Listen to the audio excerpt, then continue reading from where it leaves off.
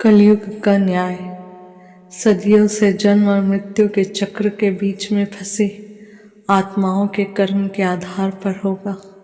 कलयुग क्या है?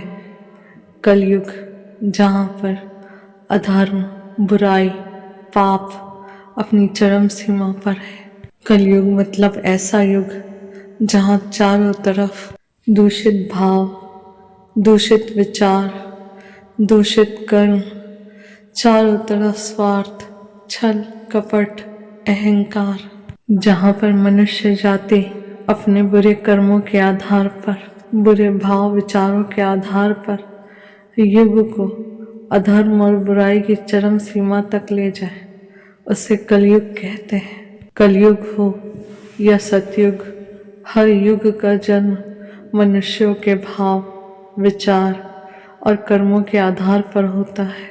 और कलयुग मतलब कि मनुष्य जाति के कर्म, भाव और विचार पूरी तरह दूषित हैं, पाखंड से, स्वार्थ, अहंकार से भरे हुए हैं, अज्ञानता के अंधेरे और लालच से भरे हुए हैं। आज मनुष्य अज्ञानता से इतना भरा हुआ है कि ईश्वर के नाम पर, परमात्मा के नाम पर पाखंड और छल कपट कर रहा है, अपना हित, स्वार्थ साध रहा है। अज्ञानता और मूर्खता में अपने साथ साथ प्रकृति का, अन्य जीव जंतु, मनुष्यों का, मनुष्य जाति का नाश कर रहा है। मोह, माया, लालच, अहंकार, क्रोध, हवस, आज ये बुराई हर घर घर में तांडव मचा रही है, अपनों को सता रही है, रुला रही है, फिर वो चाहे बात घर की हो, मोहल्ले की, शहर की, देश की या दुनिया की। और न्याय कलयुग का है। कलयुग मतलब मनुष्य द्वारा किए गए बुरे कर्म, बुरे भाव, बुरे विचारों का है। आने वाले समय में कलयुग का न्याय मनुष्य जाति की कल्पना के परे है। समस्त संसार के सारी बुराइयों का अंत करके अच्छाई की स्थापना है। कलयुग का न्याय समस्त संसार की हर एक आत्मा के न्याय से जुड़ा है, और हर आत्मा का न्याय सिर्फ और सिर्फ उसके कर्मों के आधार पर होगा। हर आत्मा के सदियों से किए गए कर्म उसके हर जन्म के अच्छे बुरे कर्मों के आधार पर होगा। फाइनल बैलेंस शीट सबके अकाउंट का। समस्त संसार की सारी आत्माओं को 3 भागों में विभाजित किया जा रहा है। पहली वो जिनके कर्म ने सिर्फ और सिर्फ जीव जंतु, मनुष्यों, मनुष्यता को नुकसान पहुंचाया, प्रकृति को नुकसान पहुंचाया, हमेशा दूसरों के कष्ट का कारण बने, हमेशा दूसरों को तकलीफ दी, जिसने संसार में हर जन्म में आकर हमेशा अधर्म फैलाया, बुराई और अंधकार को फैलाया, अपने कर्मों से, विचारों से और भाव से हमेशा औरों का बुरा किया। उनके लिए सिर्फ और सिर्फ सज़ा है, ऐसी सज़ा जो उन आत्माओं ने अपने लिए खुद कमाई है, जो उन्होंने हर जन्म, हर समय दूसरों को दिया है। वही दर्द, वही कष्ट, वही तकलीफ अब लौट कर उन आत्माओं को मिलने वाली है।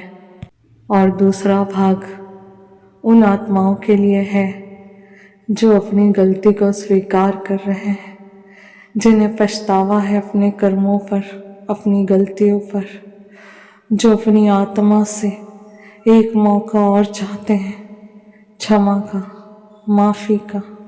जो आत्माएं अपनी भूल, अपनी गलतियों को सुधारना चाहते हैं, जिन आत्माओं ने गलतियों के साथ साथ पुण्य कर्म भी किए हैं, जिन्होंने जानबूझकर कभी किसी का अहित नहीं किया, जो सत्य के मार्ग पर, धर्म के मार्ग पर, उस परमात्मा के मार्ग पर चलना चाहते हैं, चलने की कोशिश कर रहे हैं, जिन्होंने मनुष्यता, मानवता के रास्ते पे चलते हुए औरों का भला किया है, औरों के लिए दया रखी है, सहायता की है, क्षमा किया है, जो दूसरे जीवों का, प्रकृति का सम्मान करते हैं, ऐसी आत्माओं को उनके बुरे कर्मों का फल मिलेगा और अच्छे कर्मों के फलस्वरूप उन्हें एक मौका, माफ़ी मिलेगी उस परम शक्ति की तरफ से, एक मौका और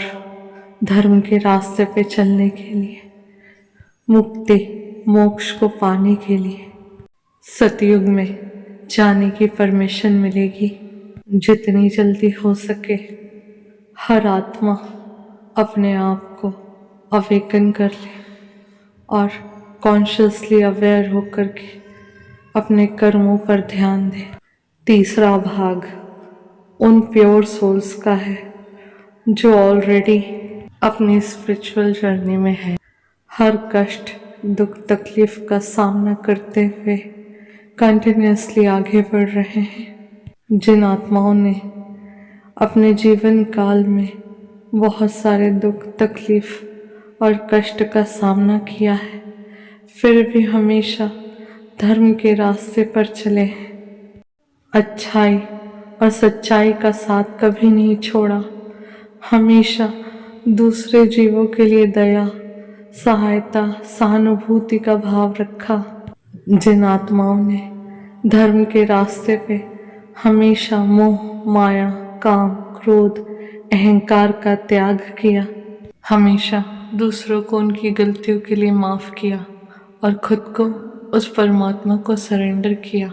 जिन आत्माओं ने हमेशा अपना मानवता का धर्म निभाया, विपरीत परिस्थितियों में भी नहीं डगमगाए और हमेशा ईश्वर की शरण में रहे, कठिन से कठिन परीक्षाओं को देते हुए भी आज धर्म के रास्ते पे, उन सभी प्योर सोल्स को उनकी परीक्षाओं का फल मिल रहा है, मीठा फल।